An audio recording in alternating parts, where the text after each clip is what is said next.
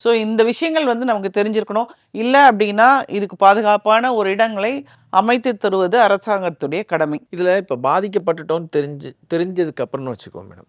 அவங்க என்ன மாரியான ஒரு மனநிலையில இத வந்து ஹேண்டில் பண்ணணும்? இப்ப பெண்கள் வந்து நாம ஐயோ! நாமளுமே அங்க போய் இது பண்ணியிருக்கோமேங்கிற ஒரு ஏன்னா நெறைய ஃபோட்டோஸ் ஆமா. அப்படின்னு ஒரு விஷயம் இருக்குல்ல. கண்டிப்பா. அத சொல்றேன் நான். இப்போ வந்து இவங்களே வந்து இப்போ நம்ப காவல்துறை கையில எடுத்ததுக்கு அப்புறம் உங்களுக்கு உங்களுக்கு தெரியும் ஸ்காட்லாண்ட் யார்டுக்கு நிகரான காவல்துறை நம்மளுடைய காவல்துறை. ஆமா. எப்போதும். ஆமா.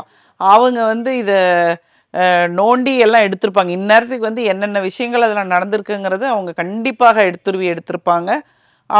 அவங்களோட யூஸ் பண்ணக்கூடிய இன்டர்நெட் சர்வீஸ்லேருந்து எல்லாமே இந்நேரம் எடுத்திருப்பாங்க. எடுத்து எத டிஸ்கார்ட் பண்ணணுமோ டிஸ்கார்ட் பண்ணியிருப்பாங்க. அதில எந்த வித மாற்று கருத்தும் கிடையாது. நம்ம காவல்துறை வந்து நீங்க நம்பலாம். அதாவது புலியா பாஞ்சு எல்லா வேலையும் செஞ்சுருவாங்க. ஓகே.